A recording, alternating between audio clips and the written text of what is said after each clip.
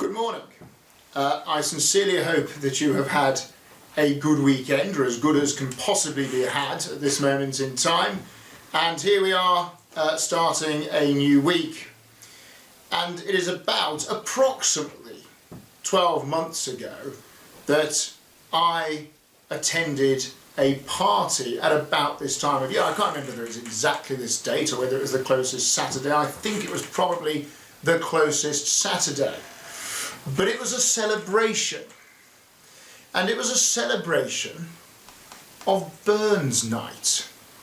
And today is the date of Burns Night. So I thought this morning I'd tell you a little bit about it. The party I attended, it's a curious affair, I have to say.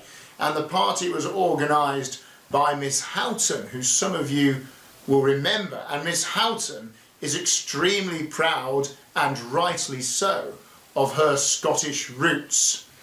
And Burns Night is a celebration of the life and the poetry of Robert Burns. And he is an extremely famous poet. Some consider him to be the national poet of Scotland. And he lived in the 1800s. He was quite young, sadly, when he passed away. And he is, amongst other things, accredited for writing Auld Lang Syne, which is often heard at New Year.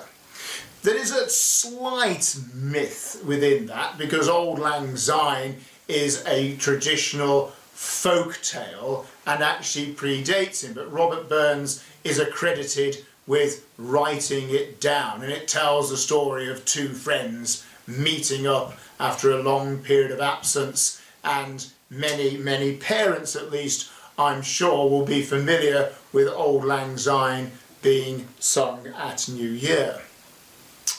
On Burns Night, which was originally started by some friends of Robert Burns shortly after he died, one gathers around with friends and eats traditional Scottish food, haggis, and drinks a tipple of traditional Scottish drink, with which I know Mr. Philp is familiar, and then friends recite the poetry of Robert Burns, which, believe me, having been invited to do so a couple of years ago, is not at all easy, because it is written in traditional Scottish dialect and extremely difficult for the likes of me to recite.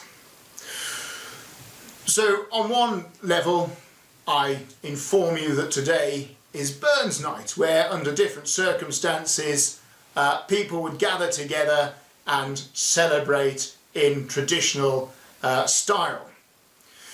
But it also strikes home to me that we are living in a time which is a far cry from the time in which we were living just 12 months ago, and there will be no parties and there will be no gatherings on this particular Burns Night, which is such a shame, as many other celebrations are going by the way at this particular moment. But the end will come into sight. There are those who believe the end of this is nearing. The vaccine, as you well know, is being rolled out to millions now, and it is my sincere hope that we are gathered together again sooner rather than later. I would also this morning just like to say a word to our Year 6 boys in particular, and the rest of you should listen to this also. Year 6 boys, we are entering a period in the school year when you should be working on your legacy. How do you want to be remembered? What positions of responsibility do you want to achieve in the months that remain of your time at West House? And what I'm looking for is full engagement with the online remote learning process.